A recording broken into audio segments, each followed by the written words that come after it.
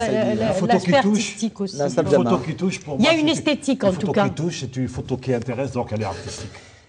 Alors, il y a une esthétique. C'est un peu un pléonasme. On fait une émission. On fait une émission sur la photo, et puis on parle.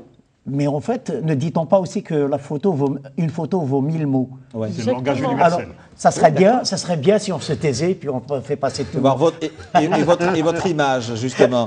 Alors, est-ce qu'on pourrait dire aujourd'hui, parce qu'on avait développé ça en début d'émission, en disant que Pierre Bourdieu disait dans les années 60-70 là que l'art photographique était un art moyen, et aujourd'hui vous disiez, Nassar Jama, au début de l'émission bien sûr, est un art à part entière. Alors qui dit art à part entière dit un véritable marché, création d'un véritable marché. Est-ce qu'aujourd'hui il existe un véritable marché de la photo en Algérie? Si oui, comment est-ce que vous expliquez qu'il n'y ait pas de musée consacré à la photographie, qu'il n'y ait pas de salon consacré à la photographie, qu'il n'y ait pas beaucoup d'ouvrages concernant la photo non plus?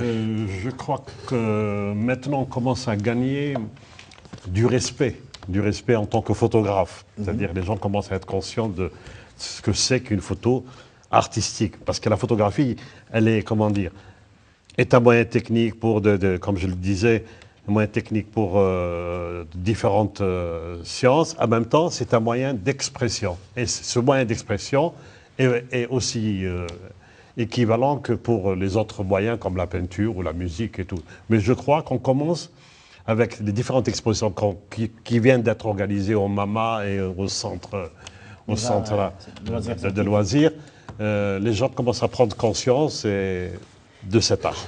Mais ce n'est pas suffisant quand même, parce que je constate quand même, le peu d'expositions. Je parle des expos photos en particulier. Elles ne sont pas très nombreuses. Hein.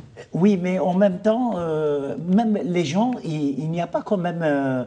il n'y a pas d'engouement réel du public. Mais c'est assez contradictoire ce que vous dites. Hein. Je veux dire qu'aujourd'hui, il y a un engouement de plus en plus croissant de la nouvelle génération qui va justement à la photo. Mais comme s'il n'y a pas d'espace pour exposer, comment voudriez-vous que le public qui adhère à cette passion, à cette photo? Si vous parlez des jeunes, les jeunes aujourd'hui, à ma connaissance, exposent essentiellement sur Internet.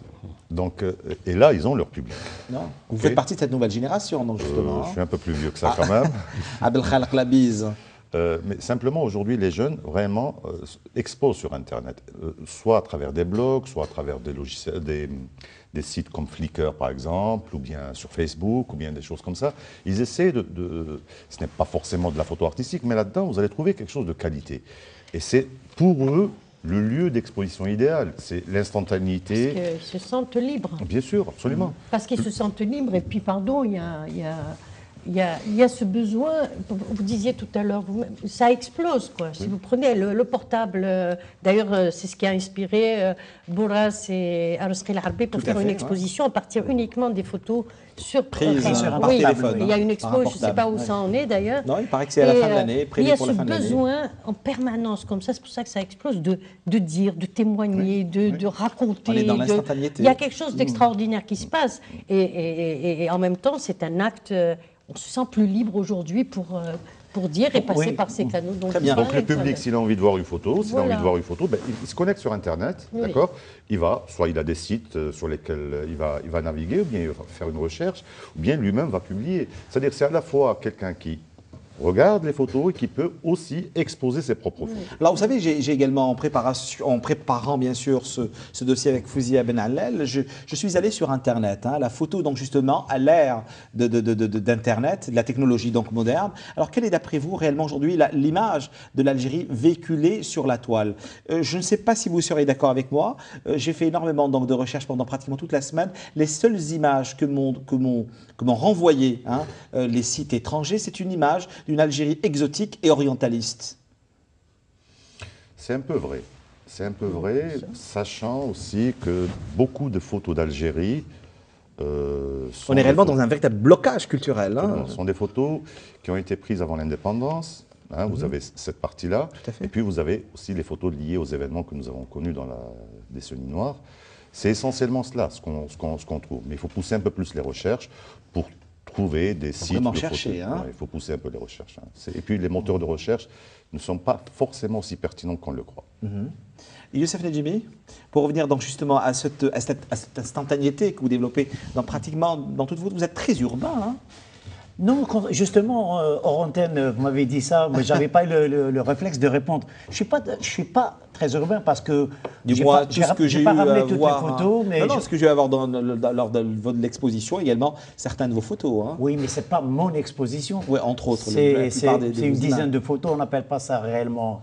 C'est ce que vous nous avez permis de voir. Voilà. Bon, il y en aura une autre, mais j'en ai pris au Niger, j'ai pris aussi dans le désert.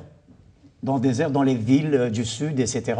Et il y a pas mal de... Bon, Ras El Hanout, j'ai prise à Tindouf, par exemple. C'est pas tout à fait urbain. Je ne sais pas si elle est à... Moi, je parlais de la plupart, hein, du moins que j'ai eu. Mais oui, mais de toute manière, je suis un urbain. Ouais. Ça c'est clair. Il y a certains qui sont urbains, mais bon, vous êtes un véritable urbain. Pardon, je voulais juste ajouter un mot par rapport au salon. C'est vrai qu'il n'y en a pas beaucoup, mais il y en a un, par exemple, qui s'organise chaque année à Guelma. Je crois que c'est à la fois une initiative personnelle, c'est organisé aussi avec la wilaya, avec la direction de la culture, et ça connaît un engouement vraiment très important. Il ne faut pas croire que c'est uniquement les gens de la région qui vont participer. Beaucoup de photographes d'Alger, y compris de jeunes photographes, vont et participent à ce salon avec un concours ouvert. Et ils sont totalement pris en charge. Il suffit de faire la recherche sur Facebook, vous allez trouver les dates, je crois que c'est au mois de mars ou au mois d'avril. Alors, est-ce qu'il existerait... Oh, allez-y. Ouais, je voulais dire, juste pour rester dans le... Il y a une photo que j'ai dédiée à Kamal Messaoudi, Allah yarhamou. J'aimerais bien que... Je ne sais pas si nous l'avons sur ce plateau. Si, elle est en dessous, là, c'est Kain Shim'a. Oui, je sais, mais elle n'est pas là. Je suis désolé. Elle n'est pas là, pas compris. Donc vous avez, je lui dis donc, on revient donc à vos questions, sur Internet donc à savoir cultureclub@entv.dz. Quand on parle de photos, on dit souvent qui dit photo dit réellement beau livre. Y a-t-il un marché? Y a-t-il une demande? Y a-t-il une attente? Vous qui êtes bien placé pour en parler, Nadia El Jama. Parce que vous êtes photographe, mais également éditeur. Voilà, effectivement, j'ai réalisé des photos pour illustrer plusieurs livres. Oui, Limir Abdelkader, Limir Abdelkader et Bijoux et tant d'autres. C'est un livre c'était fastidieux de le faire parce qu'il fallait faire le travail, le refaire. Il y a des pièces un peu précieuses à prendre en photo, donc il y a une technicité requise. Oui, le marché porteur. Il est en train de naître, donc c'est ce qui nous encourage, ce qui m'encourage moi personnellement. Mais ce n'est pas automatique, voilà.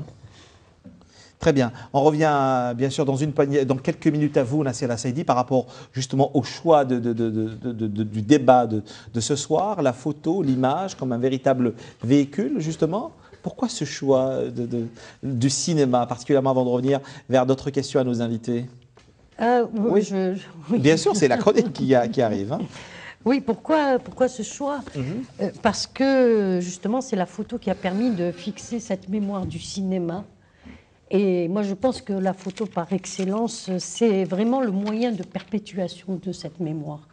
Et c'est un peu ce qu'on disait tout à l'heure sur la photo. Par exemple, vous parliez de photos des années 90. Il n'en demeure pas moins que dans tout ça, ça raconte un moment douloureux, mais ça le raconte. Il n'y a pas mieux que la photo. Après, effectivement, il y a la part de subjectivité ou de prise de position, j'en sais rien, mais ça reste quand même la photo. Et c'est pareil pour le cinéma. Donc, de ce livre, je ne sais pas si je dois le présenter tout de suite, mais si on y revient, il raconte, on a l'impression qu'il n'y a plus rien, mais quand vous le regardez, vous le feuilletez,